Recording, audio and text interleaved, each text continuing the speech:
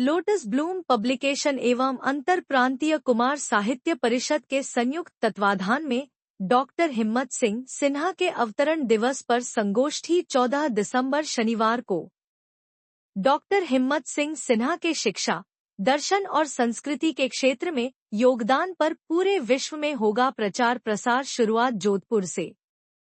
Lotus Bloom publication और अंतर प्रांतीय कुमार साहित्य की ओर से आने वाले शनिवार 14 दिसंबर 2024 को मनीषी डा हिम्मत सिंह सिन्हा के जन्मदिवस 1 दिसंबर के अवसर पर उनके द्वारा शिक्षा क्षेत्र में योगदान विषय पर संगोष्ठी डागा स्मृति भवन, नेहरू पार्क में सुबह 11 बजे रखी गई है। श्री के बी व्यास जी ने बताया कि डा हिम्मत सिंह सिन्हा कुरुक्षेत्र विश्वविद्यालय के दर्शन शास्त्र विभाग में विभागाध्यक्ष थे और शिक्षा, दर्शन तथा संस्कृति पर उनका ज्ञान अथाह था। अभी 2023 में 94वें वर्ष के होकर वे ब्रह्मलीन हुए तो भी वो एकदम स्वस्थ थे और शिक्षा तथा दर्शन के क्षेत्र में सतत कार्यरत थे। YouTube पर द क्वेस्ट नाम से उनका एक चैनल भी आता है, जिसमें 1500 से अधिक एपिसोड्स हैं। उनके अनुसार मनीषी डा हिम्मत सिंह सिन्हा विलक्षण प्रतिभा के धनी थे और पूरे विश्व में भारतीय दर्शन के महान चिंतकों में से एक थे।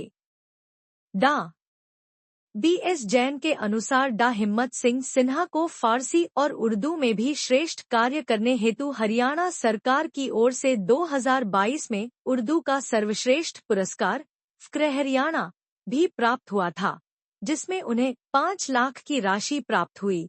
मगर जिस दिन ये अवार्ड उन्हें मिला उस रात को सोने से पहले उन्होंने वे 5 लाख रुपए अपने शिष्यों की बेटियों और अपनी दोहितियों के अकाउंट में उनके विवाह हेतु डाल दिए। स्वयं उनके अपने पास केवल 2 जोड़ी धोती कुर्ता और 1 जोड़ी सैंडल ही थे और यही उनकी चल अचल संपत्ति थी। 14 दिसंबर के संगोष्ठी कार्यक्रम में दुबई से केबी व्यास CEO लोटस ब्लूम पब्लिकेशन उद्बोधन करेंगे।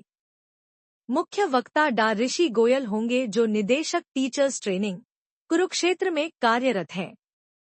YouTube पर द क्वेस्ट के प्रस्तोता श्री विकास शर्मा, डा हिम्मत सिंह सिन्हा के शिष्य श्री जनार्दन शर्मा, पूर्व निदेशक युवा कल्याण विभाग रोहतक, जोधपुर के श्री वासुदेव प्रजापति, जो कि सचिव विद्या भारती संस्कृति शिक्षा संस्थान कुरुक्षेत्र में कार्यरत हैं, श्री प्रेम नारायण शुक्ला, जो अध्यापक हैं तथा पिछले 40 वर्षों तक जिन्होंने अपने घर पर डा हिम्मत सिंह सिन्हा जी को सहृदय रखा, और डा हर्षवर्धन कुमार, सहज अभिव्यक्ति भाग 3 के हिंदी से अंग्रेजी में अनुवादक भी हैं, इसमें सम्मिलित होंगे। श्री के बी व्यास ने बताया कि मनीषी डा हिम्मत सिंह सिन्हा का अब पूरे विश्व भर में प्रचार और प्रसार होगा, जिसकी शुरुआत जोधपुर से 14 दिसंबर को होगी तथा इसके बाद middle east, Europe, America, Singapore में भी कार्यक्रम हो। सबसे पहले तो आप सभी को मैं प्रणाम करता हूं और उसके बाद मैं ये बताना चाहता हूं कि अभी थोड़ी देर पहले प्रेस कॉन्फ्रेंस हुई थी। वो प्रेस कॉन्फ्रेंस 14 दिसंबर के कार्यक्रम से रिलेटेड हुई थी।